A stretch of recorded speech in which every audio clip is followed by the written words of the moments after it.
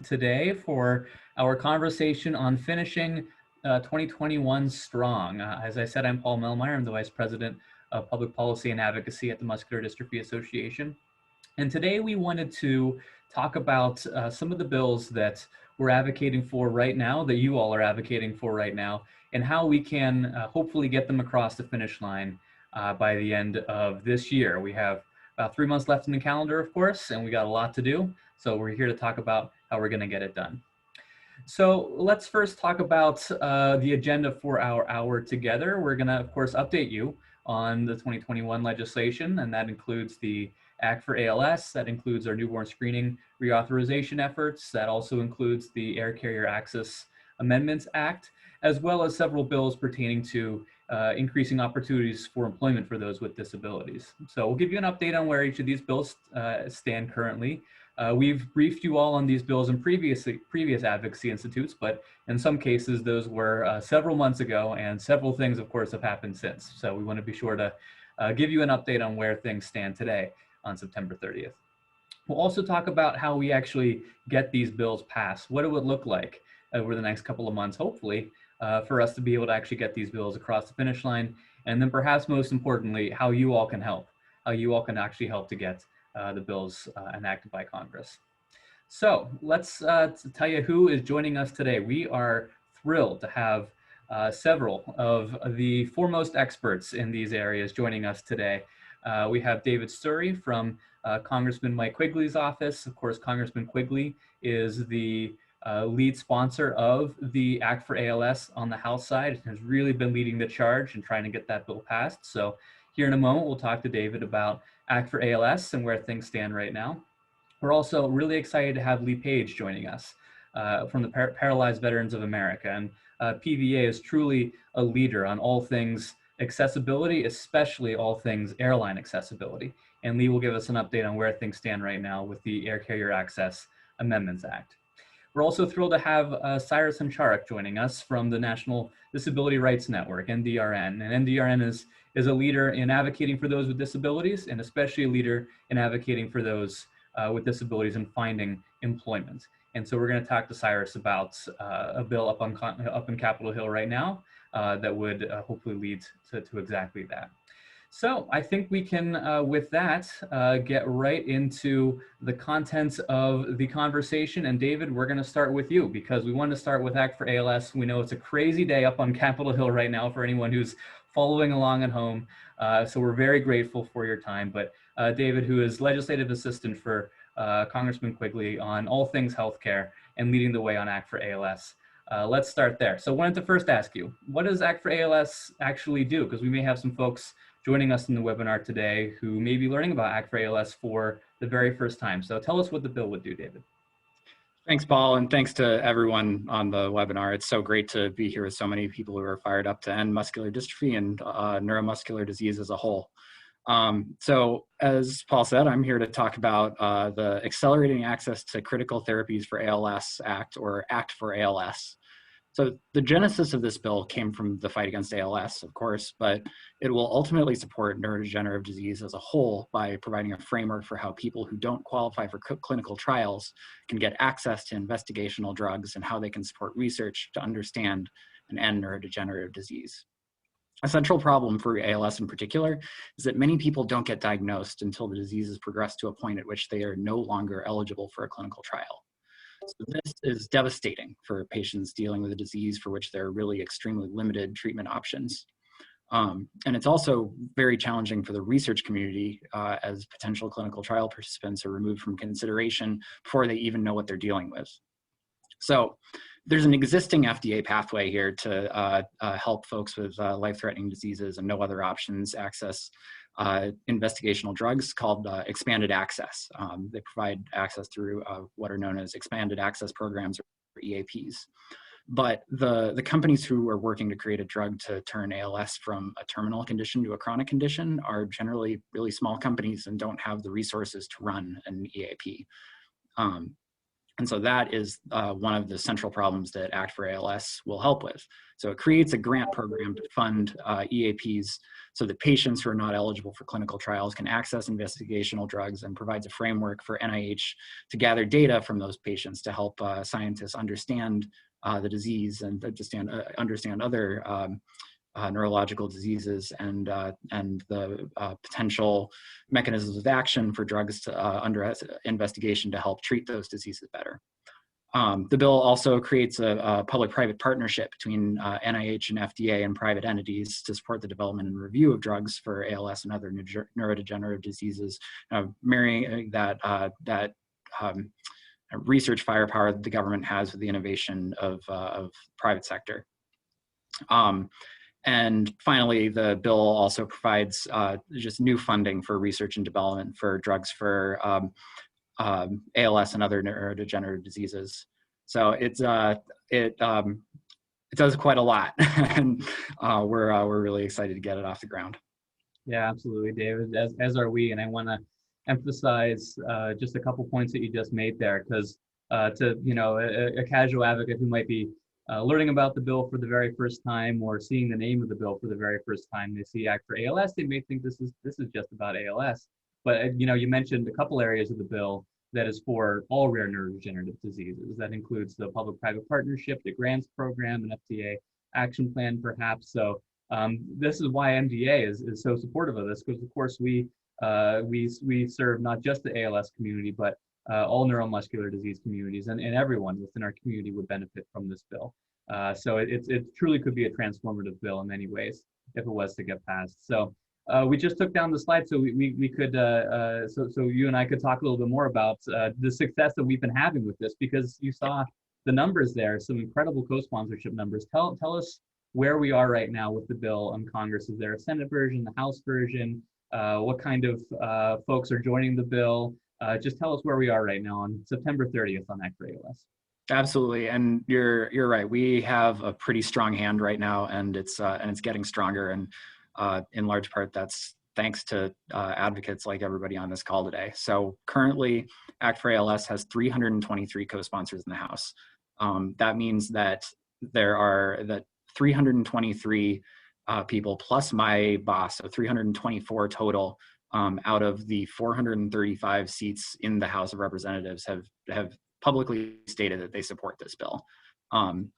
So that is just a few co-sponsors away actually from having the most of any bill introduced this Congress. And we're currently at the most of any bill introduced this Congress that has not yet received a vote. The number to beat in the House right now is 335. So we're closing right in on that. And then over on the Senate side, they've got about 28 co-sponsors at the moment, I believe. And that number is also just rapidly increasing. So over on our side of the Capitol, on the House side, we're working really hard to get the distinction of having the most co-sponsored bill. The more co-sponsors we have, the more pressure there is to finally pass it. And so, of course, as you might imagine, with so many different members of Congress supporting it, the people are coming from both sides of the aisle, from really every ideological background, and that really speaks to the fact that this is common sense legislation. It's there are folks that are not able to access drugs that could save their lives, and we want to change that. That seems pretty straightforward, and it seems pretty straightforward to clearly a huge number of members of Congress. So our primary goal near term is to have the primary committee of jurisdiction in Congress, the Energy and Commerce Committee, mark up the bill, that is, debate it and vote on sending it to the House floor so that we can get what should be a pretty landslide vote on final passage of it. That's really the primary hurdle to passing the bill in the House, and that's what we're working on right now.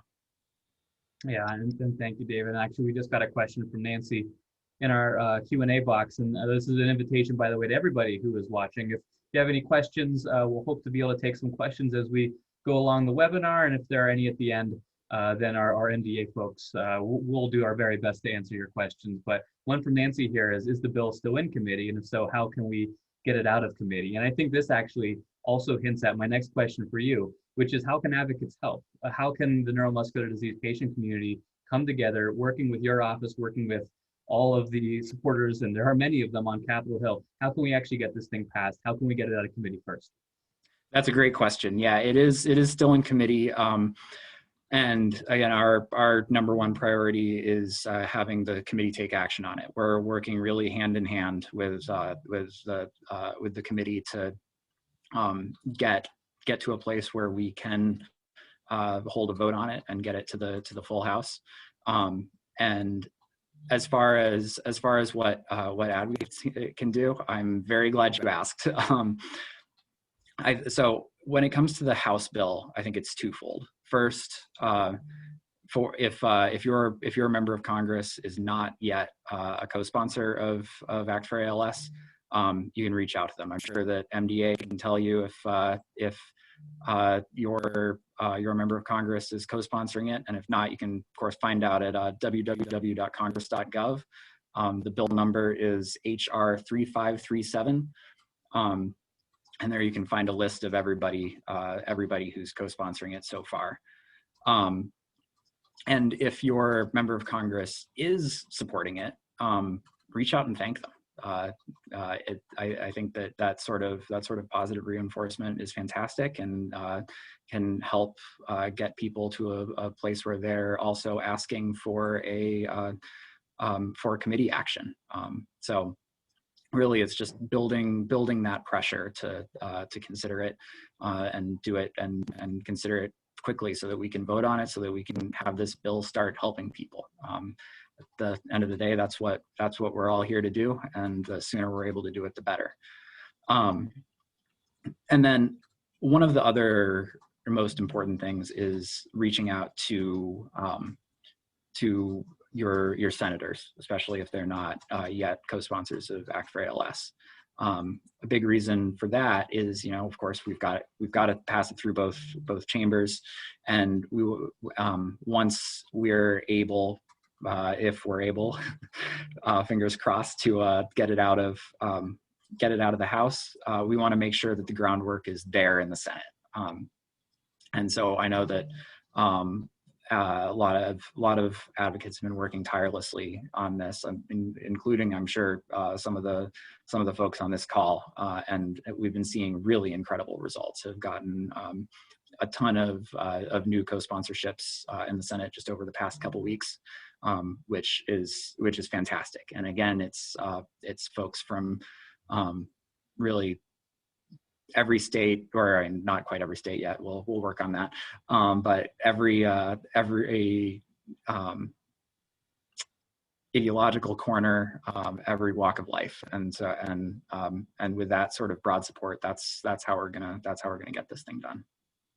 Yeah, absolutely, David. Very, very well said. And Mark just put in the chat box here for everybody a link to MDA's webpage to be able to send a note to your congressperson, both your House member as well as your senators, to either ask them to co-sponsor, or if they already are co-sponsoring, to thank them for doing so. Our system does all the hard work for you. You don't have to go look up who's actually co-sponsoring and not. You just put in your zip code, just put in your address. It's going to tell you right there and then. So very easy opportunity to not only thank those who are co-sponsoring, which, as you can see, is 3/4, I would say, approximately, of the House of Representatives, which is just remarkable. But just a little over 1/4 of the Senate, which is a lot better than we were a few weeks ago, but that means about 3/4 of the Senate still is not on the bill yet, and that's where you all come in. That's where you can email your senators, call your senators, just try to get your senators on the legislation. So, David, as you said, that's our way towards actually getting this to the president's desk. Hopefully by the end of the year. You never know, but I think you outlined the mandate well for all the advocates on the line today. Let's just get as many co-sponsors as we can to pressure those both on the House and Senate side to move forward with this, hopefully get this across over to the president's desk as soon as we can. Anything else you'd say advocates should be mindful of? Anything else they can take on, or have we said it all? I think we've said about all. I think just keep in mind that that we're getting close to the finish line on this one, and this is something that we can achieve this year and get into action for patients all across the country. Exactly. All right. Well, David, again, I can't thank you enough for joining us today on what might be the most chaotic day on Capitol Hill all year, if not even more than just this year for that matter. So really appreciate your time. Love it if you can stick around. If you can't, I totally understand. There's a lot going on up there. But thank you again for joining us for our conversation today.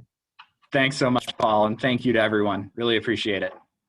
All right. Well, very good. We're going to move along to our next piece of legislation that we are advocating for, and that is the Air Carrier Access Amendments Act. And as I said, we are very privileged to have Lee Page with the Paralyzed Veterans of America joining us today to talk about the Air Carrier Access Amendments Act. Lee, first of all, welcome. And second of all, can you tell us what the Air Carrier Access Amendments Act does? Sure. Thanks, Paul and Mark, for inviting me to be here today. I really appreciate it. The Air Carrier Access Amendments Act, it basically amends the original law, which is the Air Carrier Access Act, which passed back in 1986. And that law prevents discrimination in air travel based on disability. But the reality is, airplanes, as I just mentioned, this law passed back in 1986. This is before the ADA, the Americans with Disabilities Act. So in reality, airplanes are still pretty inaccessible when it comes to access for people with disabilities, especially those who use wheelchairs. And so what the Amendments Act does is establishes a set of physical standards of access that new airplanes have to meet at a certain time. It also requires the airlines to remove access barriers on existing planes if readily achievable. And then it also establishes private right of action and increases administrative enforcement procedures to ensure that the airlines come into compliance.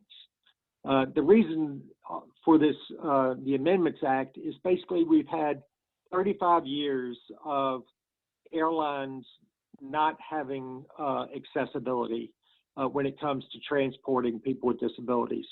And the reality is, especially for a person in a wheelchair, getting on and off the airplane can be quite hazardous to the point where a person can get bodily injured or harmed. And the reality is, the only recourse is for the person to file a complaint. They complain with the airline, and then they complain with the Department of Transportation. And at the end of the day, the Department of Transportation, which regulates the airlines when it comes to this issue, all they can do is issue a fine towards the airline, and it has to rise to a pattern of practice that these problems occur. And so the reality is we need more enforcement of our rights to get on and off an airplane and to travel by air, such as what we have with other modes of transportation guaranteed by the ADA. So looking at it through that lens, what this Amendments Act does is provides an accessible path of travel to get on and off an airplane for a person with a disability to ensure a safe and dignified access to flying. Yeah, that's a perfect summation of the effort, Lee. And as all our advocates can hear, there's a lot in the bill. And one thing that I like to put a point of emphasis on is the right of action that would be allowed under this bill, because I think many, unfortunately, in the community have either have lived experience, or they're at least very aware of the situations in which the individual's wheelchair is damaged, either an entry into the cargo hold or off of the cargo hold. And for many individuals, that wheelchair, of course, is their legs, and they're incredibly expensive. Yeah, exactly. The airlines are responsible for making the wheelchair whole again getting it back to the passenger in a timely manner once you get off the airplane. And if there is damage to the wheelchair, they're responsible for replacement of that damage. But the reality is, you know, if it's damaged, you can't go forward. Your day is done, basically. It's the end of the trip. The private right of action we've got in this Amendments Act because that brings parity under all the other disability rights laws, such as, you know, the ADA has a private right of action also. So it's you know, it's not an easy climb with this issue, but we're glad that we have good co-sponsors in Mr. Langevin in the House and Ms. Duckworth in the Senate. Absolutely, and you led perfectly to my next question, which is where do we stand with this piece of legislation in both the House and the Senate? You mentioned that we have some excellent leadership from Mr. Langevin, as well as Senator Duckworth and Senator Baldwin, of course, being very supportive. But tell us where we stand with each of these bills as pertains to co-sponsorships, as it pertains to potential action in the committees. Just where do these two bills right now on either side of the Hill stand? Well, I think right now, if you look at the House side, it's HR 1696. It has 17 co-sponsors. And we really need to get more co-sponsors on the legislation. Last Congress, we had 33 co-sponsors. So we've actually got some of our initial co-sponsors that just aren't aware that the bill's been reintroduced, and we need to get these guys all back on the bill at a minimum, and then try to get more co-sponsors.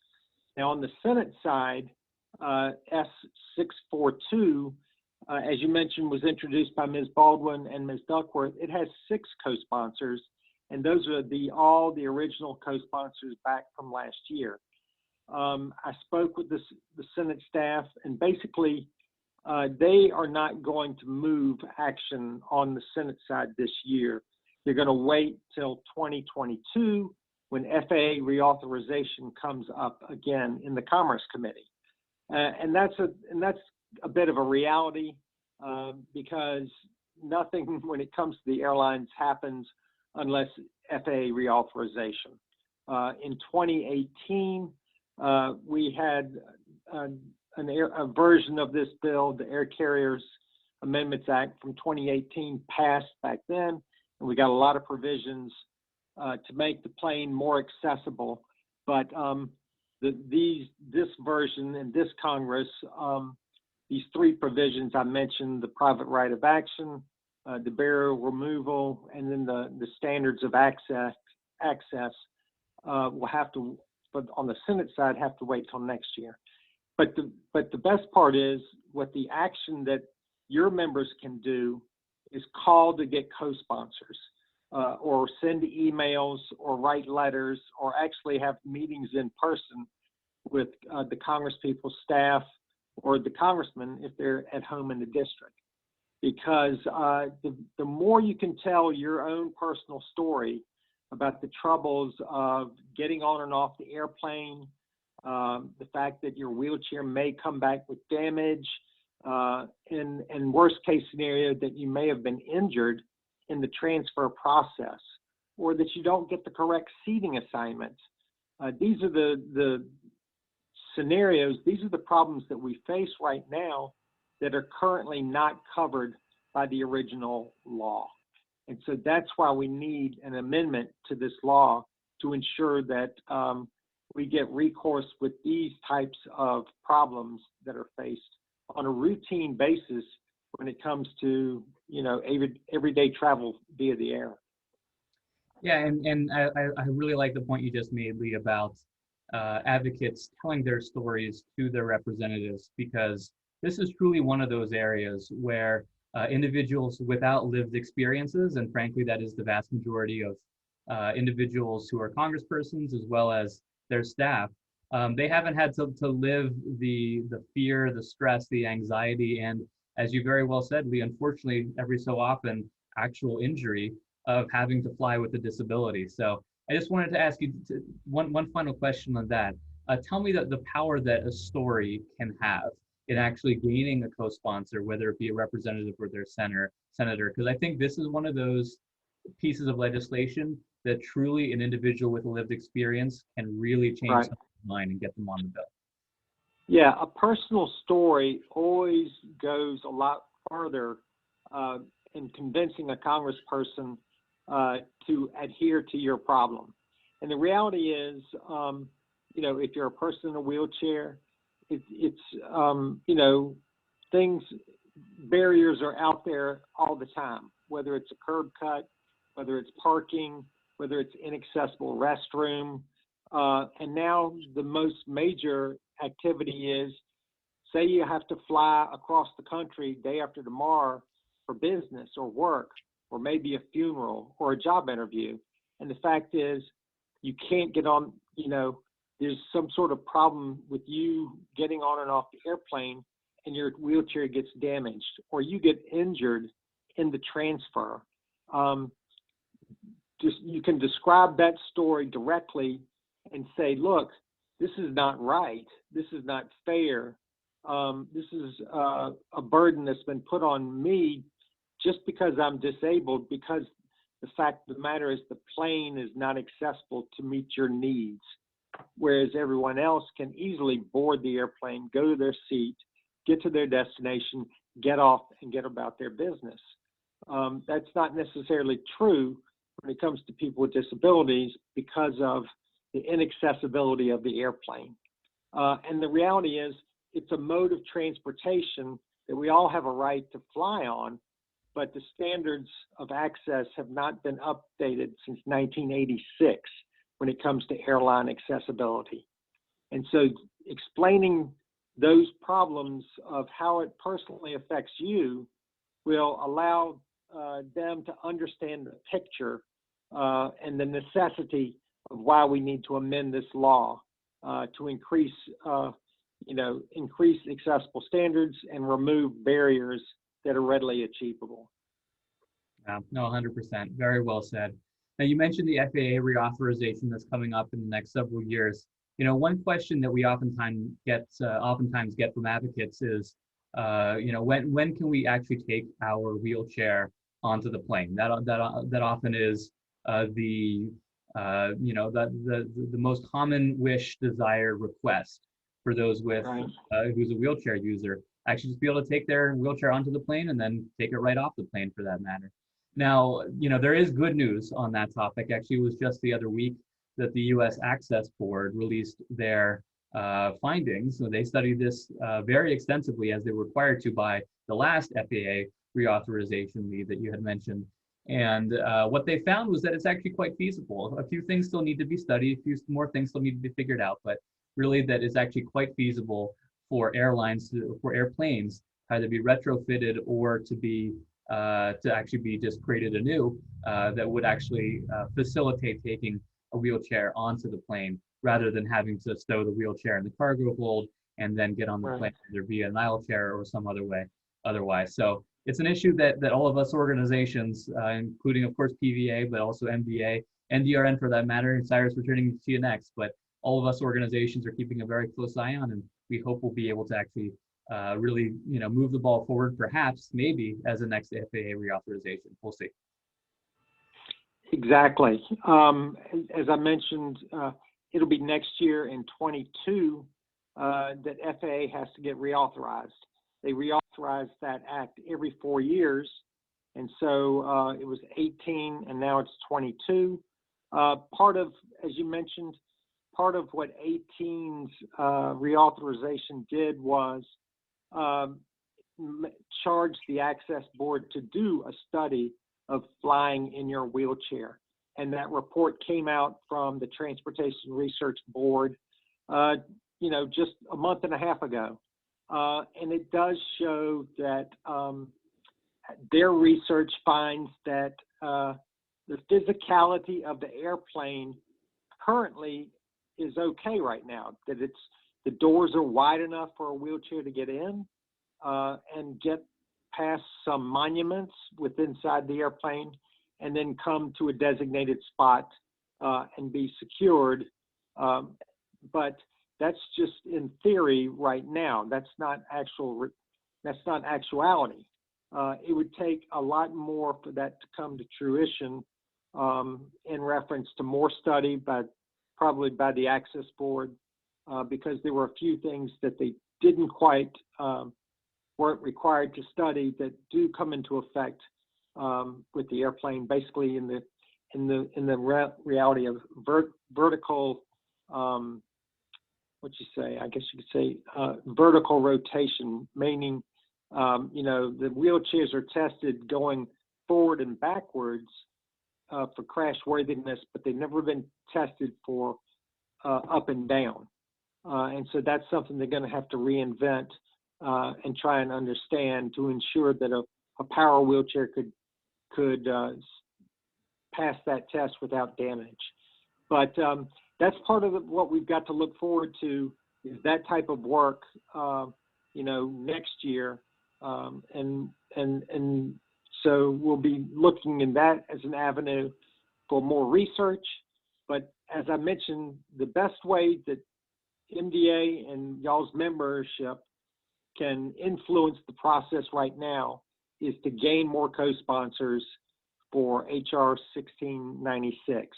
And that's reaching out to the Congress people and their staff, sending them emails, telling your personal stories about why it's so important to have an accessible plane that a person in a wheelchair can travel on. You know what? Couldn't have said it any better myself, Lee. You have said it all. Thank you again for the perfect summation of not only the bill, but also how our advocates can actually get this across the finish line, if not this year, then hopefully as part of the FAA reauthorization next year. Lee, again, we're very grateful for your leadership and we're very grateful for your time. Thank you. Great. Thank you. Okay, so we're going to be moving forward to our next issue, which is on disability employment. And again, we are thrilled to welcome in Cyrus Sancharik. Cyrus is with the National Disability Rights Network. Cyrus, first I'll say welcome. And then second, I'm going to actually go to the second bill first that everyone sees on the slide in front of you, and that's the Transformation to Competitive Integrated Employment Act. So first, Cyrus, thanks again for joining us. And second, can you tell us a little bit about the Transformation to Competitive Integrated Employment Act and what it would do for the disability community? Yeah, certainly. And thank you, Paul. And thank you to the advocates who are on this call. I presented here before, and I just want to thank you all for your work in coordination with us on increasing employment opportunities for people with disabilities. So let me just sort of lay a little bit of the groundwork before I get into the transformation bill, or TCIA as we refer to it. So NDRN and many of our sort of partner organizations work to increase the utilization of what's called competitive integrated employment, and what we call it CIE. And what CIE is a model where people with disabilities work in mainstream jobs alongside people without disabilities and are paid comparable wages. So most notably, at least the minimum wage. In that, CIE was established, it's established in federal statute, primarily the Workforce Innovation Opportunity Act, or WIOA, and it also furthers the goal of one of the goals of the ADA, which is economic self-sufficiency for people with disabilities. In sort of an odd way, though, there is another federal statute, a section of it called Section 14C of the Fair Labor Standards Act, FLSA. And what Section 14C does is it allows employers to apply for special certificates from the U.S. Department of Labor to pay individuals with disabilities less than the federal minimum wage. Under these certificates, there's no floor for the hourly wage. And so, the employer can pay, whatever they want. It's a really opaque process. It's generally unknown what the average pay is. And, it's just not very clear what is going on there. So some of the work that folks do in sort of 14C settings are sort of in sheltered environments, sort of sheltered workshops, doing what most would consider very menial work, where they're not really developing any sort of job skills or anything like that. So some of the stuff that folks do in these shelter workshops are, folding towels, breaking down boxes, stuffing newspapers. So just kind of repetitive menial work, all day for, pennies on the dollar, according to the U.S. Commission on Civil Rights. In 2017 and 2018, the average hourly pay was about $3. But again, the pay is very opaque. So, this is a really, really big problem for us and many of our partner organizations because of the conflict here. We have on one end the promotion of CIE, and on the other end a conflicting statute that in our view, is discriminatory. It is basically state-sanctioned discrimination. So one potential solution to this issue is TCIA, the bill that you mentioned, Paul. And so what TCIA would do is it would phase out the payment of some minimum wages under 14C over a 5-year period. And then additionally, it would provide dedicated funding to states, service providers, and employers who use 14C certificates to help them transition from a 14C setting to a CIE setting, to ensure that, no one is just losing their job in a 14C environment and then doesn't have a job. The point being here is we want to have a multi-year phase out, and then the wraparound services to ensure that that folks have the proper supports to begin working in a CIE environment. Yeah, and that's the transformation aspect of the name of the bill, I suppose, is we're trying to transform this employment that many individuals with disabilities already have into a competitive and integrated employment environment. It seems like a complicated name, but actually, when you think about it that way, it's actually quite straightforward. So with the legislation right now, there are bills introduced. There's at the very least a House bill that's introduced. But actually, we're not just talking about the House bill here. There's potentially some good news about parts of this bill being included within the package being considered up on Capitol Hill right now for the Build Back Better plan. So tell us a little bit about not only just the bill itself, but also what might be included within the reconciliation effort.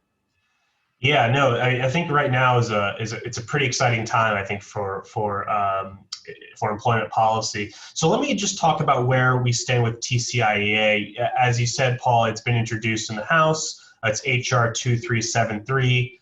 We do not have a Senate introduced bill yet, but we're in close communication with our Senate champion over there, Senator Casey, who I know you all are very familiar with. The House bill has 20 Democratic co-sponsors and 3 Republican co-sponsors. Mike Quigley is who we heard from a staffer from his office earlier. He's one of the co-sponsors on the Democratic side, so that's great. You can see sort of an alignment there. So that's where things are in the House. And I would just like to mention one more item in the House. At the end of July, there was actually a House Education and Labor hearing, which is the committee of jurisdiction here, on the phase out of sub-minimum wage. So again, that signals to us that this is still a priority, or is a priority, for the Education and Labor Committee. Going on to the reconciliation bill that you mentioned, Paul, yes, I mean, as I'm sure many of you know, Congress is up to their neck in trying to get the president's Build Back Better agenda passed through reconciliation, which is a process that allows them to bypass the Senate filibuster. Unfortunately, while we pushed for the reconciliation package to have a 14C phase out, because of the reconciliation rules, particularly in the Senate, that cannot be attached there per the parliamentarian, who's like the kind of an in-house attorney that decides what can or can't be in the reconciliation bill. So instead, the reconciliation bill actually includes about $300 million in grants that would go to states to assist employers using 14C certificates transform their business models to competitive integrated employment. And it would also, in addition to providing this critical support, it would also establish a National Technical Assistance Center to provide technical assistance to employers who are trying to, again, transform. So like you said, I think, Paul, you framed it quite well. It's basically the transformation piece of the TCIA has been put into the reconciliation bill, which we are really, really thrilled about. Yeah, well, that's really exciting news. And I'll just mention a few items on the second bill on the screen here before we move over to the next question for you, Cyrus, which will be how do we actually get these bills passed? But before we get too far down the road, I wanted to mention the Disability Employment Incentive Act, which is another piece of legislation that MDA is pushing for, and this is a bill that would actually enhance the tax credits available to businesses to not only hire individuals with disabilities, but also to ensure that their actual physical location, business's physical location, is accessible, so that individuals with disabilities can actually work successfully within that environment. And this is a piece of legislation that has been introduced in both sides of the Hill. And while it's not necessarily, as far as we're aware, at the very least, included within any plans for the reconciliation package, the good news is that there are plans to include this potentially within legislation later this year. We know that there, especially over on the Senate side, Cyrus, you already mentioned Senator Casey being a real leader on disability employment legislation, and he's the main sponsor of this legislation on the Senate side. And he is planning to advocate, of course, with all of us, hopefully later this year, to include this legislation as part of a broader piece of legislation that deals with updating our tax code, and specifically updating our tax code as it pertains to retirement.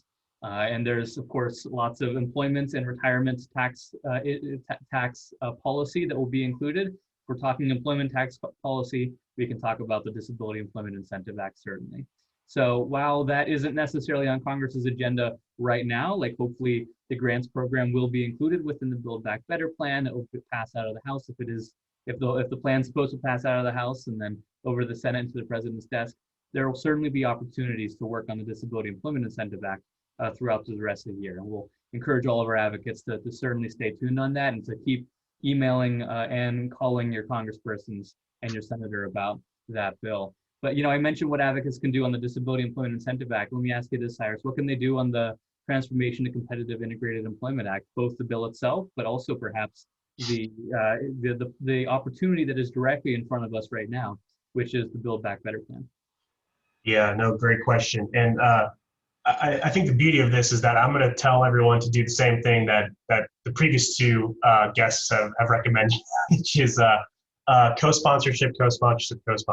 And so what does that mean in practice? I think if you haven't already, I would reach out to your House member, asking them to either thanking them for already co-sponsoring TCIA or encouraging them to co-sponsor if they have not already. And that way we can just keep that bill on people's radar. Specifically, the importance of doing that is to ensure the 14C phase out, which cannot be done in reconciliation, remains top of mind for members. So I would really encourage folks to do that. On the transformation grant piece of the reconciliation bill, same deal. What I would do is, since there isn't really like a bill number to point to there, I talked to congressional allies about this before I did this presentation, and they're in alignment with me here, is reach out to your members, both Senate and House, expressing support for the full $300 million in transformation grants in the reconciliation bill, otherwise known as the Build Back Better agenda. And so again, co-sponsorship, and then reaching out to express support. And I just want to mention one other thing. I mentioned the House Ed and Labor bill, a House Ed and Labor hearing, which again signals to me that Congress is serious about phasing out 14C and propping up CIE. Some exciting news for anyone perhaps from California who's on the call. California actually just passed a law that would phase out their sub-minimum wage certificates by 2025. So there are a handful of states that have actually said that they will no longer be permitting employers to obtain 14C certificates. So there's sort of a groundswell there a little bit, and so maybe we can use that momentum to then push this to the federal level. And so just in case anyone's wondering, well, if the states can do it, why do we need a federal law? And my answer to that is it's just a matter of fact that there will be states that just do not have the resources to support the transition. And so they're going to need federal assistance, which is why TCIA and the reconciliation grants are really important, because like I said, there are just going to be states that for reasons beyond our control just do not have the resources to do this because of competing interests in other items. So yeah, I think that's about all I got on what to do next. Yeah, no, well, Cyrus, I think you said it all. Just to summarize for everybody on the line before we move along to newborn screening, lots of opportunities here. Please ask your senator and representative to co-sponsor the Disability Employment Incentive Act. You can ask your both representative and senator to co-sponsor the Transformation to Competitive Integrated Employment Act. But with the opportunity literally happening perhaps today, if not later this week, maybe next week, we'll see. Ask your reps and senators also to keep in the reconciliation plan the grants program for the transformation to competitive integrated employment, as that grants program, Cyrus, as you just very well said, could really help states like California just did, but all the other states who may be wanting to do this but don't have the resources to do it.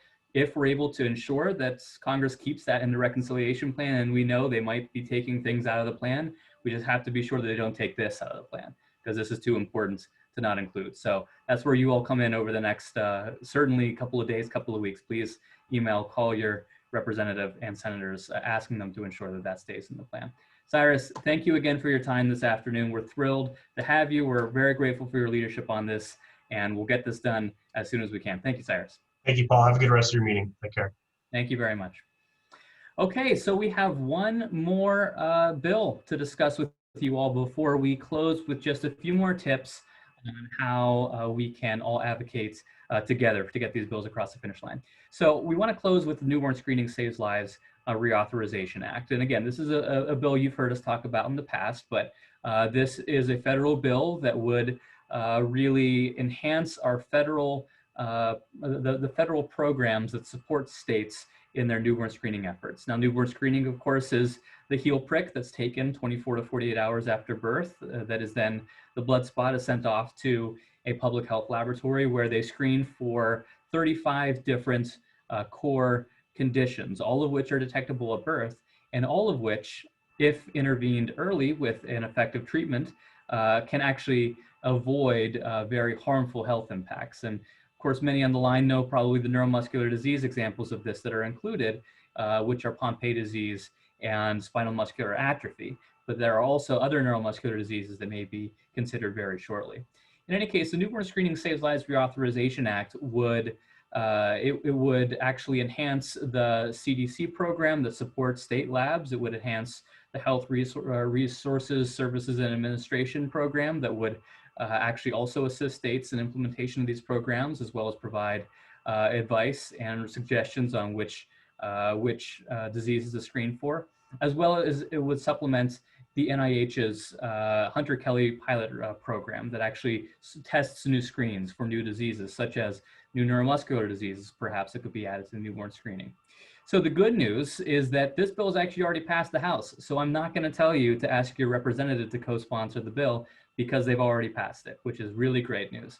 What I am going to ask here very shortly is for you to ask your senator to co-sponsor the bill, because the bill has not been passed out of the Senate as of yet. So one House down, one more to go. And we're only at 4 Senate co-sponsors right now.